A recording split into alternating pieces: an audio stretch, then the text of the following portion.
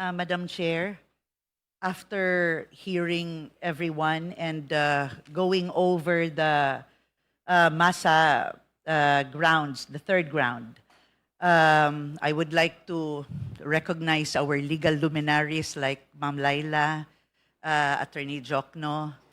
But hearing what Kong Rufus also have said, I believe that the third ground was relied so much on media reports, raised corruption concerns. However, it failed to show direct presidential acts with proof. Kaya sa paningin ko po, it is insufficient in substance. Thank you po. The Honorable Vice Chair Dumogan. Thank you, Madam Chair. Yes, we cannot deny that we have these anomalies that have been discovered, and it cannot also be denied that it was because of what the President had done, stating it in his SONA, creating an investigative body, as well as tasking the Department of Justice and the Ombudsman that a lot of those involved are now facing criminal charges. And investigations are going on. It is not fair to allude to the President that he said this in the SONA just to distance himself from the said corruption. That is not fair. And considering all those that had been said, unfortunately, even on this third ground, there is no direct evidence that will justify the filing of an impeachment against the President. It has been clearly elaborated. The statement of Yosek Bernardo, which does not link the President directly. The confession of Saldico, who is a fugitive from justice, which is not under oath, which is, of course, under our own rules. We cannot base the assessment of sufficiency and substance by just disregarding the basis of authentic records. So in its totality, Madam Chair, there is no sufficiency and substance even in on this third ground. Thank you, Vice Chair Dumogan. Are there any other members who wish to make a manifestation? Hearing none, the Chair declares our deliberation on the sufficiency in substance of Masa et al. Impeachment complaint terminated. We have come to the point of voting. And for the guidance of all the members, we will be voting first on the De Jesus impeachment complaint. Thereafter, we will be voting on the Masa et al. Impeachment complaint. For the guidance of everyone, let us all be reminded, both have been declared already as sufficient in form. And our voting this afternoon is on the determination of sufficiency in substance.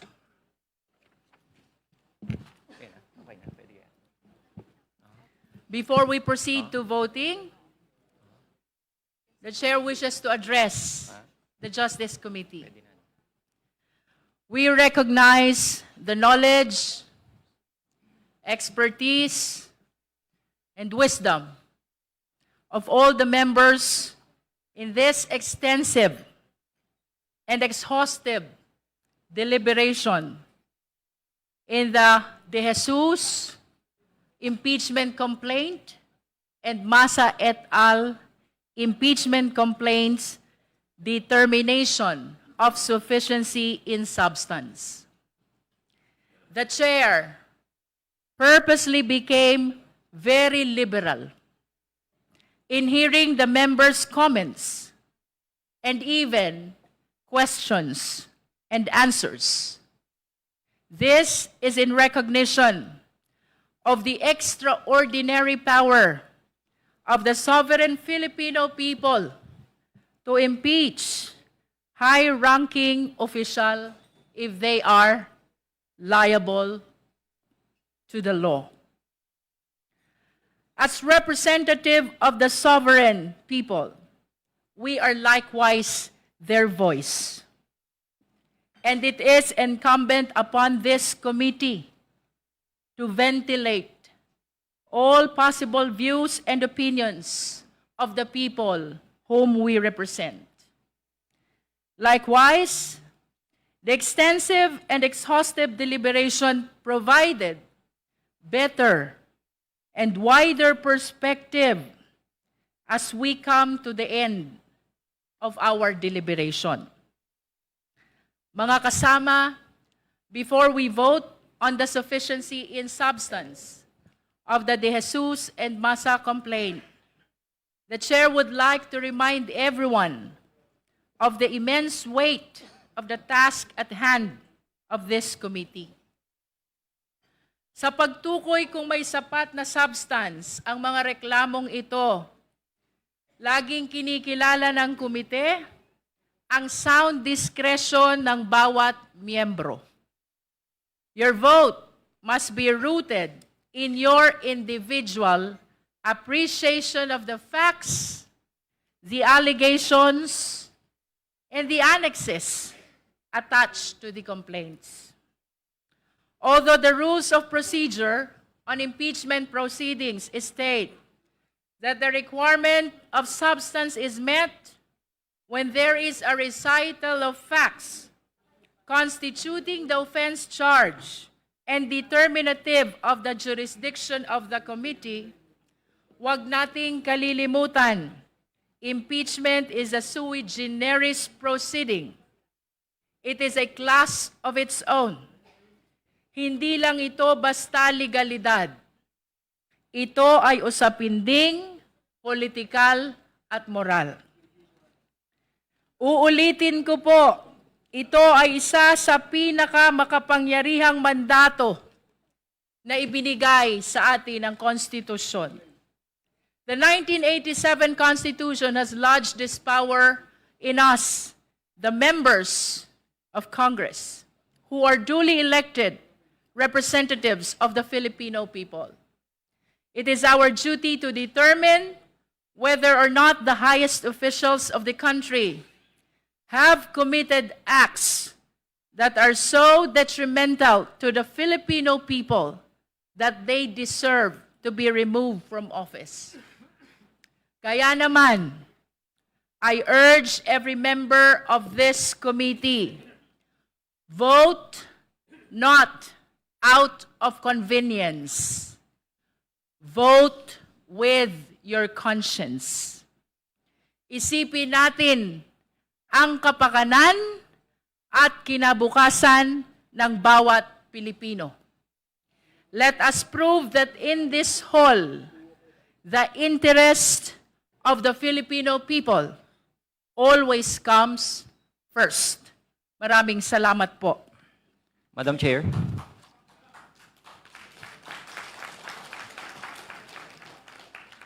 Madam Chair. Madam Chair. The Honorable Nisa is recognized. Before we vote on the De Jesus complaint, I would like to have a manifestation. We recognize the Honorable Nisay for the purpose of his manifestation. Point of order, Madam Chair. What is the point of order of the Honorable I'd like Abante? to add, what is the purpose of the manifestation when he already spoke a lot of things? Let us be during reminded time? that the Honorable Nisay is the endorser of the De Jesus complaint, I do so realize that, Madam Chair. the committee would like to accord. I just would like to ask, what is the purpose of this manifestation? What Would you is like the to purpose? answer the question of the Honorable Abante? To explain the arguments and the Madam closing Chair, statement. that has been so and the closing explained. statement. Perhaps, Honorable Nisay, you just make a quick closing statement in support of the sufficiency in substance of De Jesus complaint. Thank you, Madam Chair. You may proceed. Madam Chair, we respectfully reiterate, hindi pa po ito trial on the truth. Ulitin ko po ang relevant portion, Section 5 ng Rule 3 ng ating House Rules. The requirement of substance is met if there is a recital of facts constituting the offense charge and determinative of the jurisdiction of the committee. Ang proceedings natin ngayon ay masasabing nasa pleading level pa lamang. At ito ay dapat tumatalakay muna kung ang complaint ay may recital of ultimate facts at ang ultimate facts na ito ay maaaring mga acts, omissions at inactions na may kasamang konteksto na kung i-assume natin na totoo sa ngayon ay magko-constitute talaga ng impeachable offenses. Keeping in mind that standard, I am respectfully submitting ng mga narinig kong manifestations ng dahilan ng substance insufficiency kahapon para rito sa De Jesus complaint ay mainly nagre-revolve na sa appreciation of evidence at ultimate truthfulness ng mga aligasyon. With all due respect, hindi pa po ito ang panahon ng paglilitis. Paulit-ulit ang ating Honorable Chair kahapon, ito ay preliminary stage pa lamang. Hindi lang din ako ang taong dapat sumagot dito. May complainant na nakapirma at nag-verify ng complaint na hindi pa naman naiimbitahan sa mga initial na pagdinig na ito. At this stage, the question is narrower. May facts alleged ba? May context ba? At may clear nexus ba to an impeachable ground? Sa unang argument o offense, Madam Chair and honorable members of the committee, sufficiency in substance that not require na may existing criminal charge already filed against the respondent, nor that the pleading uses the perfect criminal law label of kidnapping, gaya ng mga tanong na ibinabato sa akin kahapon, ang recital of facts sa complaint na ito ay ang inaksyon ng presidente at hindi ng kung anong executive orders mula sa presidente. Maliwanag, Madam Chair, for this offense, the complainant narrates inaction kaya clearly may recital of ultimate facts. Hindi lang ito conclusions. Dagdag pa, these pleaded facts are attributable to the impeachable officer. Dahil nabanggit ko, may mga command responsibility ang ating Pangulo over through PNP. At assuming that these pleaded facts are true, then the allegation may constitute the culpable violation of the Constitution. Sa ikalawang argumento, napansin ko ho na ang mga tanong na ibinabato sa akin muli ay nagdedelve sa katotohanan o merito ng mga alugasyon. Inuulit ko po, ang tinutukoy na recital of facts ay ang inaksyon ng Pangulo na nagbibigay ng malinaw at maayos na kasagutan sa aligasyon ng paggamit If I umano. may interrupt the Honorable Nisay, kindly shorten your closing statement. You've been given an ample opportunity during the deliberation of the sufficiency in substance of the De Jesus complaint. Kindly shorten your closing statement. With all due respect, ito ay depensa na ng responded at hindi ng mga members of the committee. Hindi pa po ito ang tamang panahon upang atakihin o pabulaanan ng recital of facts sapagkat inuulit ko, tayo ay nasa preliminary stage pa lamang ng proseso. Dagdag pa rito ang simpleng drug testing, particular na rin ang hair follicle drug test na matagal nang pinananawagan ng sambayanan ay nananatiling hindi maisagawa ng Pangulo. Kung tunay na nating inaasahan ng pinakamataas na pinuno ng bansa ay magsisilbing ehemplo lalo na bilang lingkod bayan, ang ganitong panawagan sana ay madaling tugunan upang alisin ang alinlangan at mapanatili ang tiwala ng publiko. Maliwanag, Madam Chair, for this argument, the complaint narrates another inaction which almost amounts to admission na mayroong naging illegal drug use ang Pangulo. Clearly, mayroong recital of ultimate facts, hindi lang ulit ito conclusions, at assuming that this is true, then the allegation may constitute betrayal of public trust na isa sa mga impeachable grounds.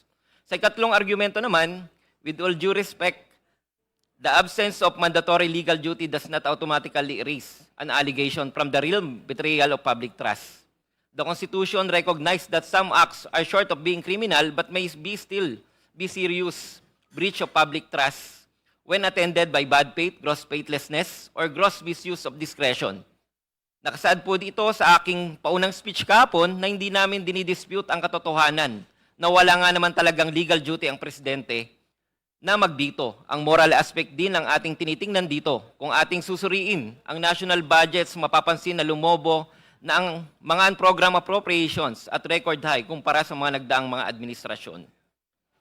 Sa makatuwid for this third offense, the complaint narrates on an omission of the part of an impeachable officer. Honorable Nisay, I am aware that you have 5 offenses. You are on the third. Kindly shorten your closing statement. Closing. Madam Chair, kung nakakalimutan natin na ang power to impeach ay parte ng ating checks and balances, kung sa umpisa pa lamang ay tila ipinagtatanggol na ang Pangulo, ano pang silbi ng checks and balances na ito?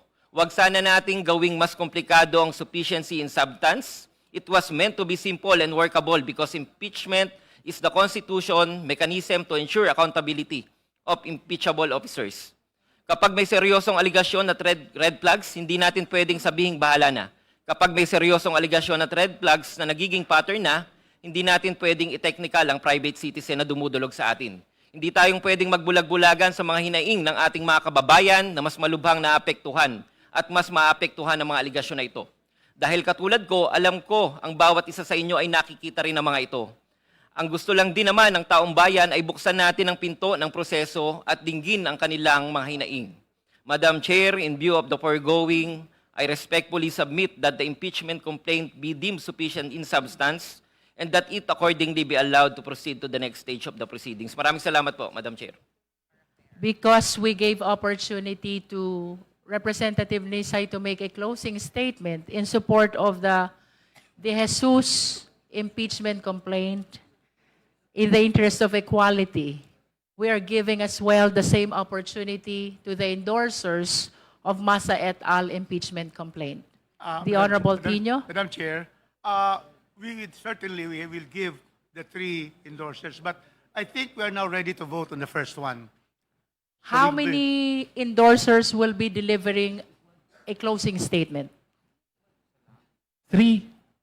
Pero Three? maiksi lang po, Yeah, Madam Chair. That's okay. The 3 can speak. But let us now vote because we're finished through already with the first one. So that we can already decide on the first one after hearing the closing statement. Honorable Rodriguez, the chair wishes to do the voting one after the other, immediately one after the other. So I wish to request Honorable Tino only to deliver the closing statement. Madam Chair, I wish to state that I always agree with the chair.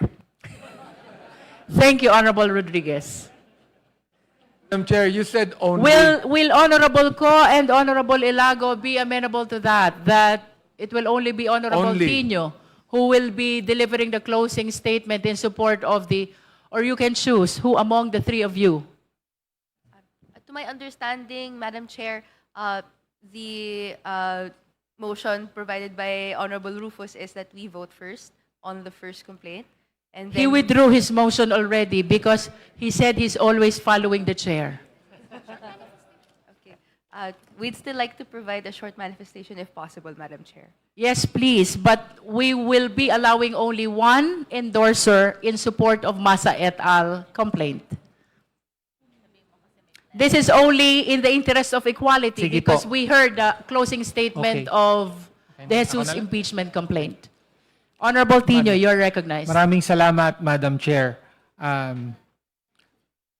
Bumoto ang committee ito na sufficient inform ang Masa et al. Complaint. Ibig po sabihin, verified complaint na nakabatay sa personal knowledge and authentic records. Kaya settled na po ang usapin na ito. No, as far as this stage of the proceedings is concerned. Narito tayo ngayon sa determination of sufficiency in substance. At ang kinakailangan lamang po rito ay tiyakin na merong recitation of facts na nagpapatungkol sa isang ground for impeachment at therefore dapat na maging patuloy na paksa ng komiting ito. Malinaw na palinaw po na sufficient in substance ang Masa et al. Complaint. Meron pong malinaw na ground, betrayal of public trust, laban kay Pangulong Bongbong Marcos Jr. at malinaw din po ang recitation of facts na pinagbabatayan nito. Una, yung institutionalization ng formula para sa preparasyon ng National Expenditure Program na sinabmit ng Pangulo sa Kongreso sa 3 taon ng kanyang presidency, no? At ito ang sistema na punot dulo ng flood control corruption scandal. Yun yung tinatawag nating BBM parametric formula na karugtong ng mga sistema ng mga proponent o modus ng mga proponent, commitment or kickback mula sa mga corrupt na contractor tungo sa mga corrupt na opisyal. No? Pangalawa, sinabi dito as a relation of facts na inabuso ng Pangulo ang kanyang discretion sa paggastos ng budget, particular sa unprogrammed appropriations. Kung ang una ay sa preparasyon, ang pangalawa ay sa implementasyon o paggastos ng budget. Malinaw na binanggit, ni-recite sa complaint na tangi, sole and exclusive ang discretion ng Pangulo sa paggastos. Kung ano ang paggagastusan at kung ano ang hindi paggagastusan ng unprogrammed appropriations at inugnay natin ang pinaggastusang ng unprogrammed appropriations na inaprubahan ng Pangulo mismo, direktang at personal sa corruption. No? At kasama rin dito sa abuse ng kanyang discretion ang pagpahintulot na gamitin ang PhilHealth funds para sa infrastructure kahit alam ng lahat na ang pondo ng PhilHealth ay ayon sa batas, PhilHealth law at saka laws on sin taxes hindi pwedeng gamitin para sa ibang purpose kung hindi para sa kalusugan. No? At panghuli ay sinasabi dito na direktang may paglahok sa insertion at pagdanggap ng kickback ang Pangulo. No, sa madaling sabi, sufficient in substance po ang complaint at ang pinakamahalaga po dito ay sinasagot ang tanong. No? Nangyari ang pinakamalalang corruption na tinatawag nating flood control corruption scandal sa unang 3 taon ng pagkapangulo ni Ferdinand Bongbong Marcos Jr. Ang tanong ng lahat, alam ba to o hindi alam ng Pangulo na nagaganap ang ganitong corruption? No? Sinasagot po ng complaint, sinasabi dito, hindi lang sa alam niya, kung hindi siya ang nagpahintulot at may direktang partisipasyon sa corruption na ito ay pagtataksil sa tiwala ng taong bayan at therefore dapat siyang ma-impeach. The Chair declares the termination of all forms of statements and manifestations. We shall now proceed to vote. The Chair is ready to hear the motion for the declaration of sufficiency in substance of the De Jesus impeachment complaint. Madam Chair, The Honorable Zamora is recognized. Madam Chair, I move to declare the De Jesus complaint insufficient in substance. Insufficient in substance. There is a motion to declare the De Jesus complaint insufficient in substance. Is there a second? Second. The same has been seconded. Is there any objection?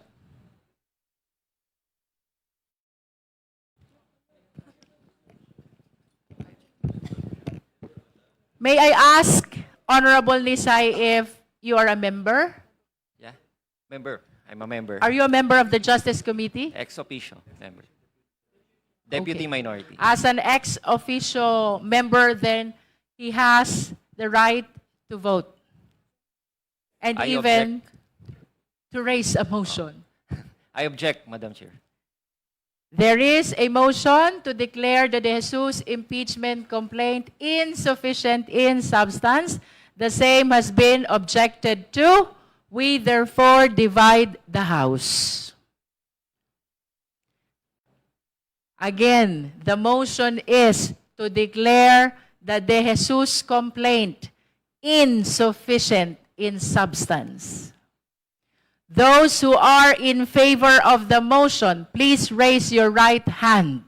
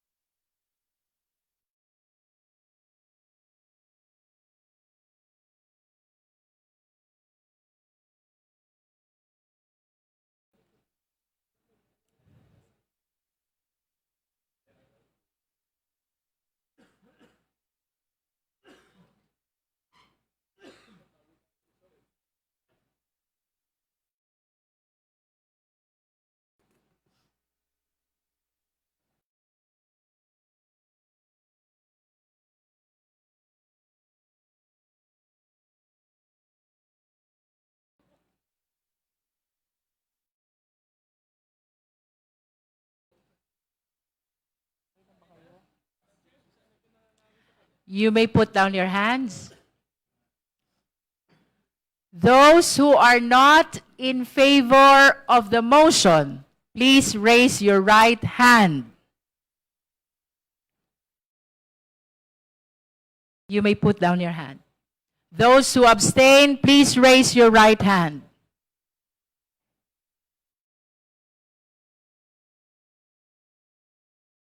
You may put down your hands.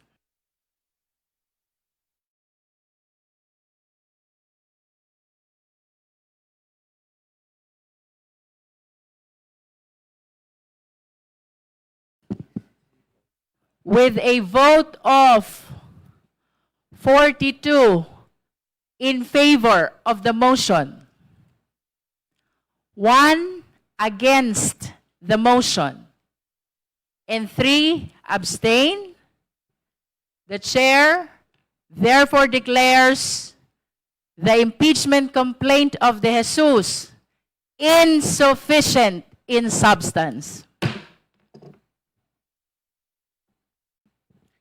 At this juncture, the chair is ready to hear the motion for the declaration of sufficiency in substance of Massa et al. Impeachment Madam complaint. Chair, The Honorable Erice is recognized. Madam Chair, I move that we declare the Massa complaint as sufficient in substance. So move, Madam Chair. There is a motion to declare the Massa et al. Impeachment complaint sufficient in substance. Is there any second? Second the Who motion, seconded? Madam Chair. The Honorable De Lima seconded. Is there any objection? I object. The motion has been objected to. We therefore divide the House. Let me restate. The motion is to declare Massa et al. Impeachment complaint sufficient in substance. Those who are in favor of the motion, please raise your right hand.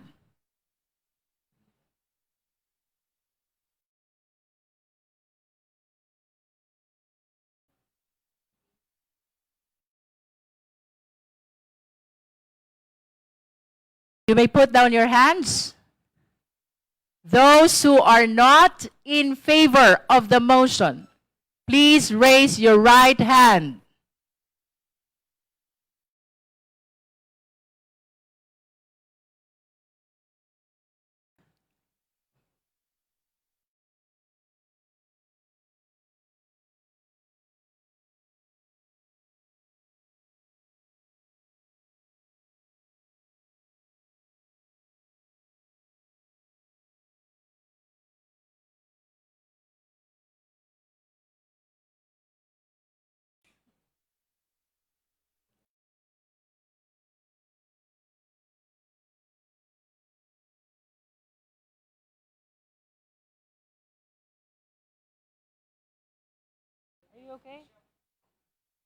You may put down your hands. Those who abstain, please raise your right hand.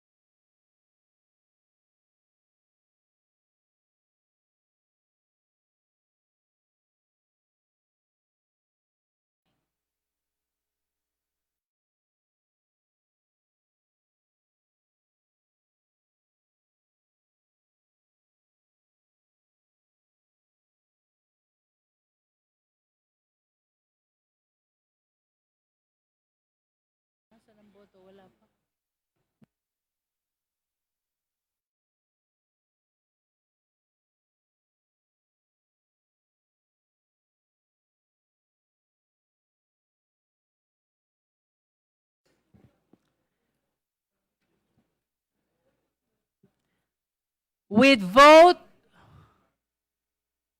in favor of the motion, 7, and those against the motion, 39, with 0 abstention. The chair declares the Masa et al. Impeachment complaint insufficient in substance. That concludes the voting on the sufficiency or insufficiency of substance of the 2 impeachment complaints. If we have no other matter to discuss, we are suspending the meeting until February 9, 2026, 10 o'clock in the morning. Members present are considered informed in today's hearing. Meeting is suspended.